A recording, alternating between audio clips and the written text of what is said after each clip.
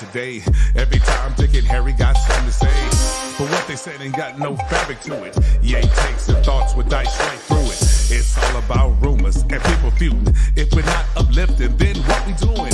Yeah, they love the culture, yet they trying to wreck it. But are we ready to go hard to protect it? If we don't stand firm, then we're sure to fall. Are you ready to fight the stain and accept the call? Oh, it's all about dealerships and the mall. Now I'm ready to go for broke like Apostle Paul. I'm charged with the task to keep it real, moving straight forward, not about to yield. Tackling every subject, yeah, you know the drill. R.I.P. Guru, I bring that mass appeal. Our ancestors stood tall despite abuse. We got all the tools, so what's our excuse? It's time to show a face and take off the mask. It's something every yay, it's the podcast. It's something every yay, it's the podcast. It's something every yay, it's the podcast. It's something every yay, it's the podcast. It's something every yay, it's the podcast.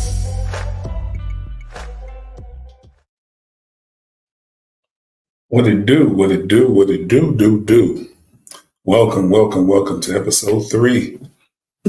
Yeah, it's Some Every Yay podcast. I'm your host, Danye Jones. Thank you for tuning in, but subscribe. Go to YouTube, subscribe my channel. Now, some bootleg Danye Jones is out there, so you got to hit the right one. Danye, D-O-N-Y-E-A-F Jones. Subscribe. But yeah, I hope everyone is doing great. Today's episode is about friends. How many of us have them? But first, we're going to go on and talk about a few things on my mind because it's always something every day. It's always something every day. So first, y'all see, my Lakers, they selected a coach, J.J. Redick. Now, no previous coaching experience, never even been an assistant. So got a lot of bad talk about that, whatever. Personally, I think they did my homeboy from Sag Nasty, Darvin Ham, wrong. I mean, he got to the Western Conference Finals his first year, and the second year they lost to the champion who beat them the previous year, Denver. But I knew there was something going on once LeBron and JJ had the podcast and they're talking game strategies and things.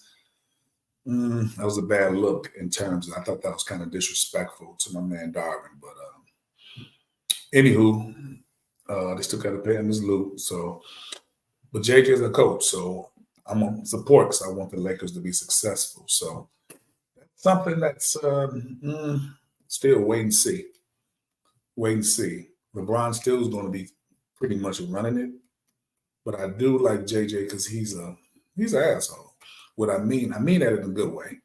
I mean, I think he's arrogant. I think he thinks he's tough in those regards. So I think he would be able to, and he understands the NBA life. He played NBA, maybe 13, 14 years.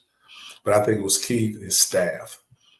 He has to get a very good staff. There are a lot of good staff guys he can get, a lot of former head coaches, because he's definitely going to need that game by game. Now, he took his first step last night, drafting Dalton Connect. I'm going to tell you something.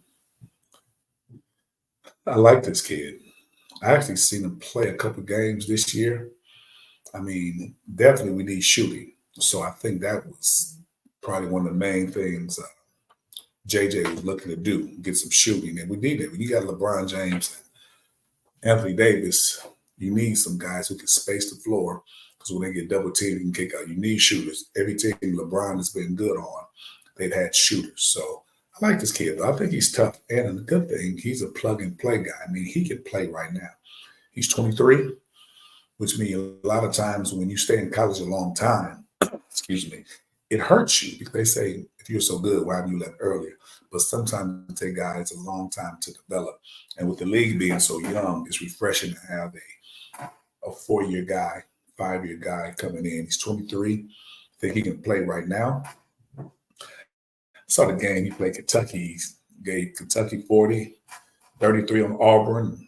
I saw the LSU game for sure. He gave him 35. I like his attitude. I like his moxie. So I think he should be able to help us. hopefully, that's my prayer. You know, you see, Bronny James didn't get selected, which wasn't a total shock. Wasn't a total shock. Got the second round today, and the Lakers had a 50-50 pick. Unless somebody spoils the party, the Lakers going to pick him at 55. You know what? They have to. LeBron has not resigned yet. So to ensure LeBron can, hey man, LeBron don't play when it comes down to contracts. He changed the whole game, how this whole contract stuff goes. He changed the game in that. He pretty much dictates. That's why players, he's the godfather of player empowerment. So he's going to play the game to the end. So they want to keep LeBron. They're going to pick his son at 55 unless somebody else drafted. Now, somebody may try to draft him and say, hey, maybe we get LeBron over here, you know. So hopefully that won't be the case, but wait and see. Now, this other stuff here, this is not NBA related. This couple here, Lord have mercy. This West Virginia white couple alleged to have kept 5 adopted Black children locked in a barn and used as slaves. It says Donald Ray Lance, 63, and Gene K. Whitefeather, 62, pleaded not guilty at the Kanawha County Court on Tuesday to multiple charges, including human trafficking of a minor child, use of a minor child in forced labor, and child neglect, creating substantial risk of serious bodily injury or death, according to a local news outlet, Metro News. Now, don't know,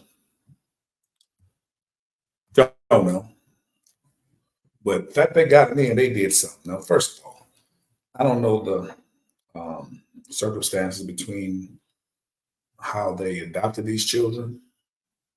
I don't know. First of all, I saw 2 different last names, so they're not married apparently. So I'm thinking like, okay, adoption agency, got 2 people, they're not married, okay, whatever.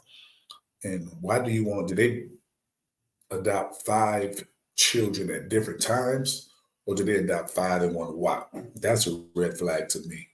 But they said they had them working a farm, working the hell out of them. That's crazy. So if all allegations are proven true, slam them, because that's crazy. That's crazy.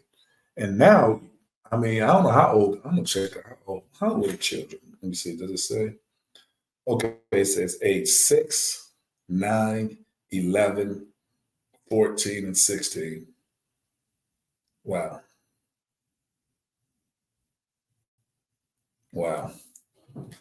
I say that 16 and 14, they need to gather the other 3 of you. We finna bounce. Hey, we ain't got to worry about having no freedom papers. We get caught in another state. We need to leave this joint here. Hey, we was better at the orphanage or at the, placement for our children who have homes, because I ain't come out here to work like this. So if that's the case, man, they should have bounced. I know it's easy for me to say, I'm not 15 to 16 at the time, but to me, that's crazy. Hopefully they get them. Because, man, you can't be doing no kids like that. That's crazy as hell. But that's what it is.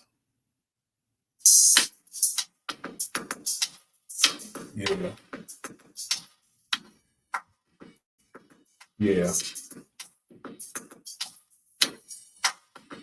So, we talk about friends.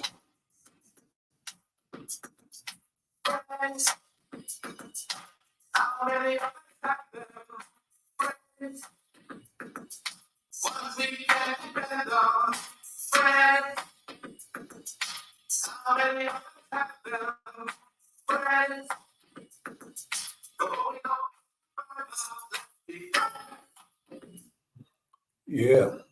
Shout out to my boys Houdini, RIP, Ecstasy, my boy Jalil, Grandmaster D. So we'll talk about friends. I just got back from a cruise. 35th class reunion. 35th, that's a blessing. To God be the glory. 35 years ago. graduated, you know what I'm saying, from high school. So my classes are like a special class. When Kendrick made a song, They're Not Like Us, hey, he was talking about us because I know a lot of classes are not like us on some real stuff. Hold up.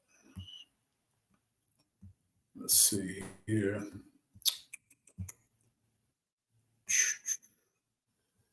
Okay. This is my class, Buena Vista, class of 1989 in Saginaw, Michigan. This was Saginaw is, y'all. It is not a suburb of Detroit. Detroit is way down here. They're south of us. Much love, Detroit.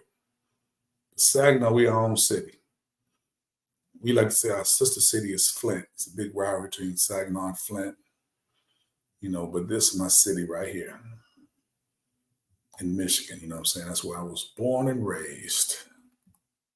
Now, we started off, this couple of us on our senior trip. This I really kicked off. We went to Florida our senior year. My boy Killer, Jack, Conway, Connick, me, I think there's Calvin in this case. So that was us on our senior trip. Then think about this. The week before we went on senior trip, we won the state championship. Class B state champs. That's me right there yelling. Connick holding the trophy. You know what I'm saying? We was doing our thing. We won it. Now, we had a 10-year reunion in 99. It was back at the crib, back in Saginaw, back in Sag Nasty. There's a few clips of us here. A couple of fellas, our ladies, our beautiful ladies here.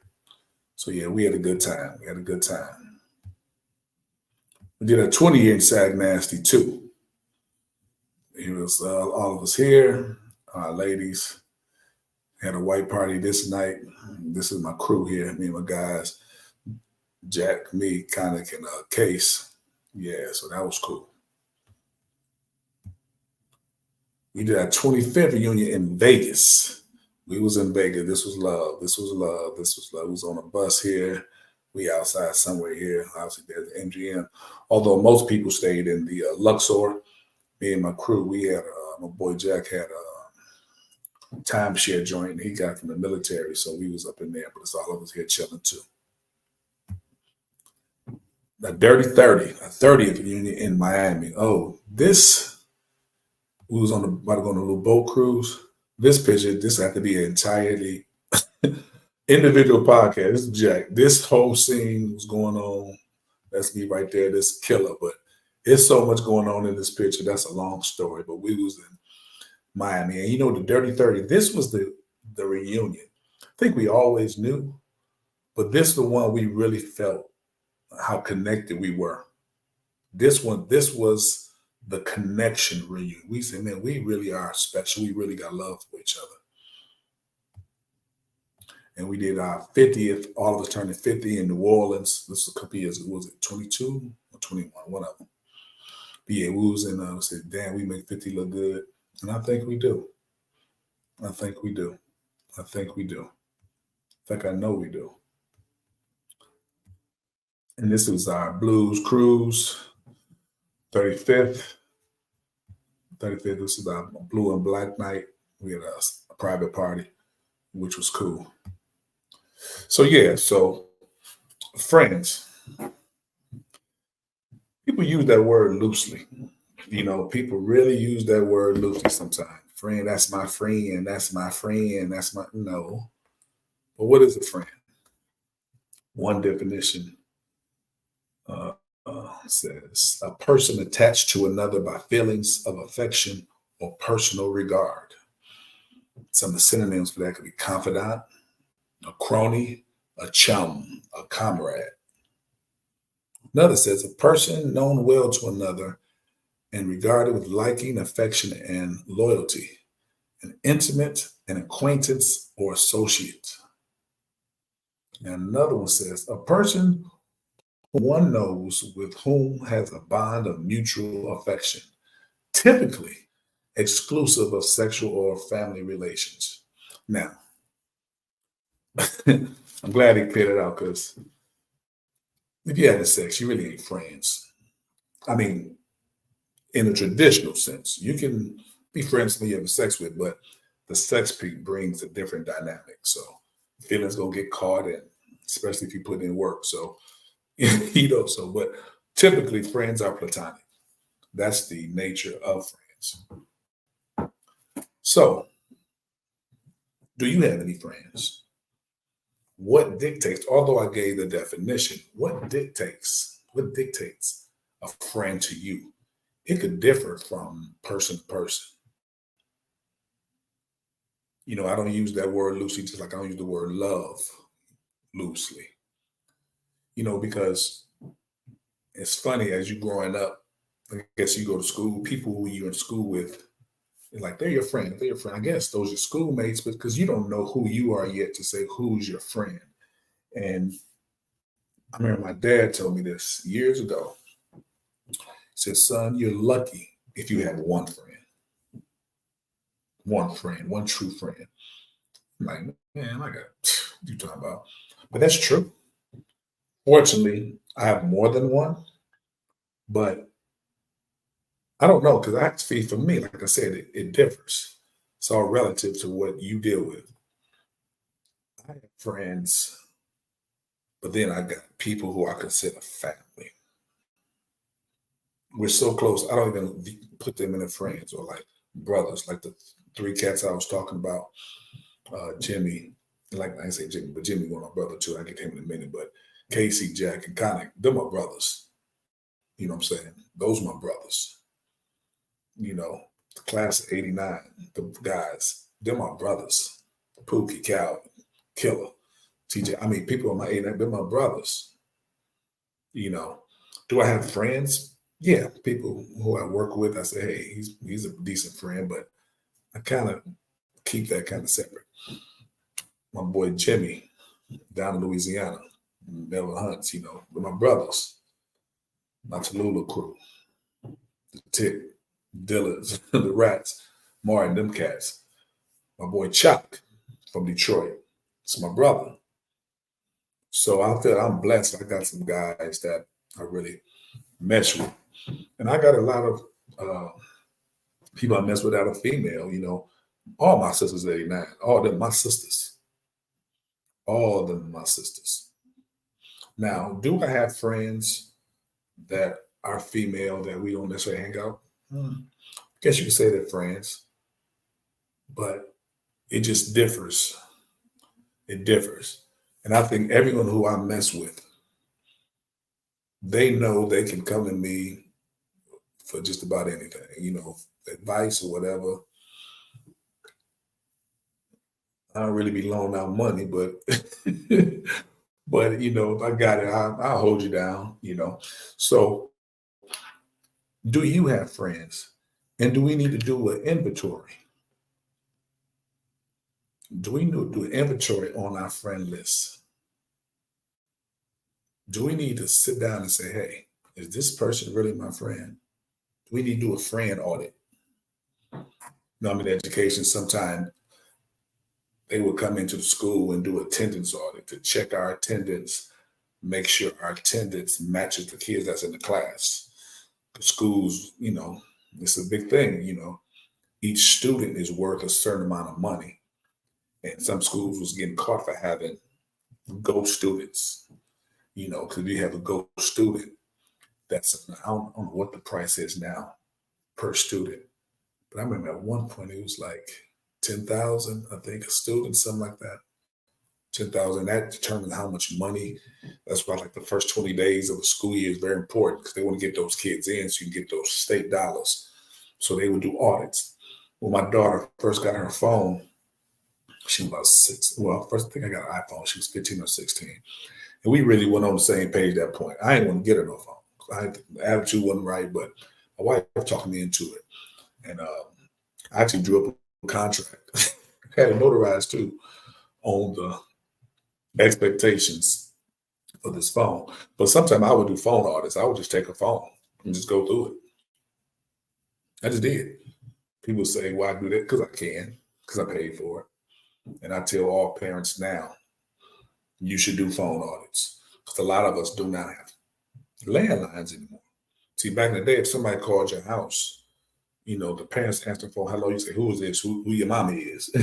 You know what I'm saying? Or who your daddy is. You know what I mean? But now, without landlines, your child can be talking to anybody. Anybody. So I think that's important. But that's another subject for another day. So, friends, how many of us have them? Now, you hear the word associates. I like the word because you're not necessarily a friend, but it's somebody you somewhat associate with. It's a lot of times are like that at work. I have a lot of associates at work, great coworkers. I love my coworkers, particularly staff I'm on. I love my staff. But we don't do anything outside of work, you know. Now there are some people on my job that I'm very, very closer to than others, and I do consider them friends. They know who they are. They know who they are. But my point is, sometimes they're just associates, and there's nothing wrong with being an associate. It's not a knock at anyone who says you're an associate of theirs, unless you guys you thought y'all had really had a relationship or whatever. But it's no knock, nothing wrong with having associates. Associates have helped me in many ways as well. I know I've helped probably people who consider me an associate. So there's nothing wrong with being an associate, but we have to be careful when we say friends. Because when you say friends of the true definition, there's an expectation that you have for them and what they probably should have for you. See, a friend is someone you can legitimately count on when the chips are down, when it's ugly out here. When it's ugly out here. People may not don't like this take, but I'm gonna tell you something. We wasn't there in the situation 95 when 94 with OJ and the situation he was involved in, accused of murder. All I know, his boy AC was driving around that Bronco. Don't know if AC knew what happened or not. All AC said, this is my boy, period. AC is a friend. Somebody who wasn't his friend, like, man, I ain't got involved with this. Hey, you and your own partner, but AC, nah, this is my dog. Whatever. That's a friend. People may not like that, whatever. That's a friend, though. That's a friend. He was there for his mans at the time. So I think a lot of times you can find out really who your friends when the chips are down. Because what New Edition? Sunny days. Everybody love them. But tell me, baby, can you stand the rain? Okay, I ain't got no vocals, but y'all know what I'm saying. When the sunny days, and everybody out, let's get it cracking. Let's kick it. But when it's raining or snowing, and I need an umbrella, can you provide that for me? It's flooding. Can you pull me up out this water? I'm sinking in this mud, miry clay. Can you pull me up? That's when you find out who's your friend. That's when you find out who you can count on. And it's the thing, too. People going to show you. People going to show you. And I'm going to tell you this, even with your friends, sometimes they might be going through something too and may not necessarily be sharing it with you. So we have to be careful about writing people off. Hey, they ain't looking out for me. I'm going through this, but they could be going through something too.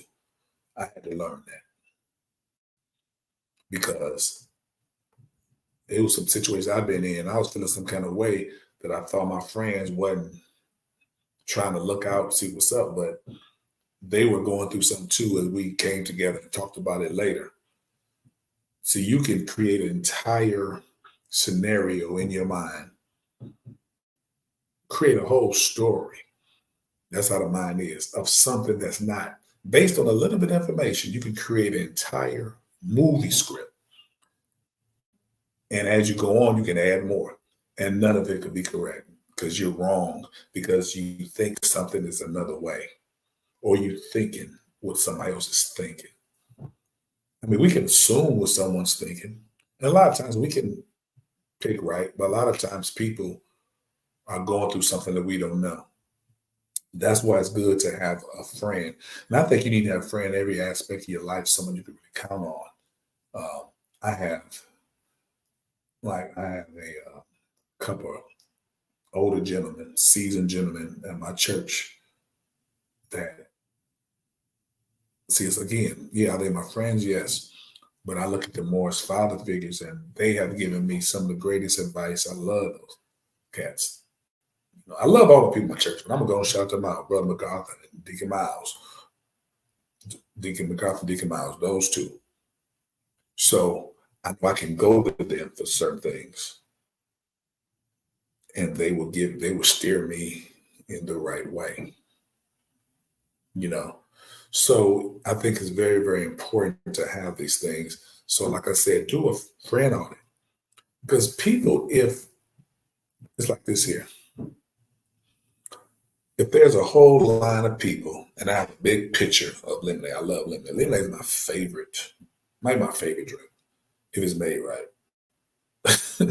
I'm a lemonade connoisseur, also a Long Island iced tea connoisseur. So if it's made right, I'll pay whatever for it. But lemonade, if I have a big picture and I'm pouring everybody some, eventually that pitcher is going to be empty. It needs to be refilled. So I'm saying that to say this here. If you're pouring into people, pouring and pouring and pouring and pouring and pouring and pouring, you will empty out. So someone needs to pour into you. If no one is pouring into you, particularly someone who you view as a friend, it's time to move around. It's time to move around because you can find yourself. I mean, it's a blessing when people come to you for advice or encouragement. And if you're really giving sound advice, that's a blessing. It's a gift from God. Embrace it. Don't run from it. But at the same time, like I always say, the encourager sometimes needs some encouragement. You can't continue to pour out and no one's pouring into you. We all get emptied. So we need people who can build us up. We need people that can give us encouragement. We need people to say, hey, it's going to be okay. We need that. We need that. So I think it's very, very important for us to not take that for granted. Because people will use you. I'm telling you. Sometimes they only come around when they need something, not necessarily money or a ride. They want you to hear their sad situation, or they want you to listen to their successes, which is cool. But they never ask you about yours or what you're going through. Those people exist. And we got to move around because we're only here for a little while. And I don't know, when I turned 50 a couple years ago, it was like, man, certain things I'm just not entertaining no more. Some things I'm just not entertaining. So if no one is giving you anything, why are they around? Particularly if you're a person that's a giver, a person that you're giving, why are they around? And at the same time, too, you need some friends that's going to tell you the real deal. You need some friends to say, hey, dude, you wrong for that. No, I wouldn't do that. Don't need no yes people around you. You need to tell people, man, you own that BS. Because if you don't have that, first of all, the friendship, I wouldn't even say it's fractured. It's shaky. It's shaky. Have you sat at a table and it's like it's wobbling? That's kind of how that relationship is. It's not sturdy. It's not on a strong foundation. Yeah, I told my guys some serious stuff. They told me some, and I told all of them. I said, look here, dude, if I'm ever out of pocket in any kind of way, holler at me, challenge me. We still may disagree, but I respect them to say it because I'm sure going to say it. And it might not necessarily be a situation I might not say it out in front of people. Because if it's some bull going on, my boy was wrong, and they get to jumping, hey, we throwing the things. Now after it's over, after I helped them fight, say, dude, yeah, if you know you was wrong though. You know what I'm saying? Dude, you should have did that. But that's what friends are. We have to hold each other accountable. We have to hold each other accountable. That's what friends are. That's what friends are. So just think about that and do an audit. Do an audit. If you find you have someone that's constantly coming to you for something, but they're not bringing nothing to you, they're not pouring into you, say, all right, we need to do that again. Let's start this over. And lay your expectations out. Don't hold grudges saying to myself, man, so-and-so, they don't even ask me how I'm doing. Or they don't do. No, if that's your friend, you say, yo, man, what's happening? I'm going through this, man. You always come to me with this here, but do you want to know how I'm doing? I mean, if that's your friend, you can say that. If that's your friend, say that. Here in Chicago, this is how we say we love you. I'll come pick you up at O'Hare Airport. Man, listen, people in Chicago know, particularly if you live on the south side like I do. Look, if somebody at the airport, first question, you in Midway? You hoping at Midway. You go pick somebody up at O'Hare, some love there. That's real stuff. There's some love there. Friends pick up people. If people always got something to do when you at O'Hare, they ain't your friend. They ain't your friend. But that's what it is. So I hope you got something from today's show. Do a phone audit. I said phone audit. Do a friend audit. See, do you really have friends? And if you do, are you a friend to them? Are you a true friend to them? That's what I want to know. Are you a true friend to them? Because a lot of times we think we're being a good friend and we're really not. And we're really not. So are you really being a friend? Are you that's someone they can count on? So definitely I want you guys to definitely think about that.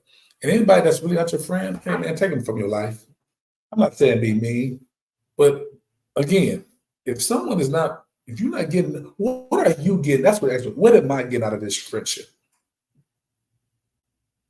What am I getting out of it? If you take make a list. If you're not getting nothing, if you're not getting nothing, what are you doing? What are you doing? There are a lot of where it was something I want to read you guys real quick. But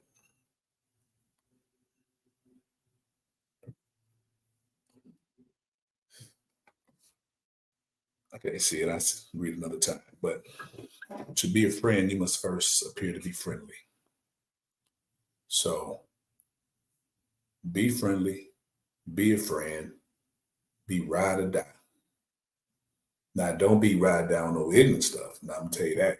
Now, even though I said what I said about AC Collins, I feel him on that.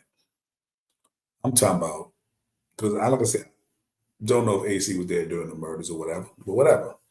But be a ride or die on some real stuff. If you got a friend that's about some real stuff, a friend that you know got your back, be ride or die. And again, shout out again to my class 89. Shout out, love y'all. We're gonna do another one, couple years. We all turn 55. If God grace us to see 55, we're gonna do it again. And it was love. I'm gonna say this, it was love. I made it short on my next episode, but at our private party, we had a little moment of silence. We had a pictures of all our fallen classmates. We call fallen knights. We the beneficent knights, and we showed them love. And that's the thing. We love everybody in our class. We all cool. So much love to you all. Thank you. Subscribe. Danye F. Jones. Subscribe. Why not? It takes nothing from you. We try to bring great content all the time.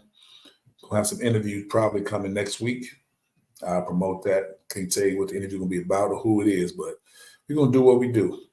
So much love to you guys. Again, I appreciate you supporting, continue to support. Brother need the support. So help a brother out. And if you got questions or comments, definitely feel free on YouTube or whatever and just say it. Hey, I welcome all comments. I'll try to address them. Just don't get disrespectful. Holla. It's something every year. It's the podcast.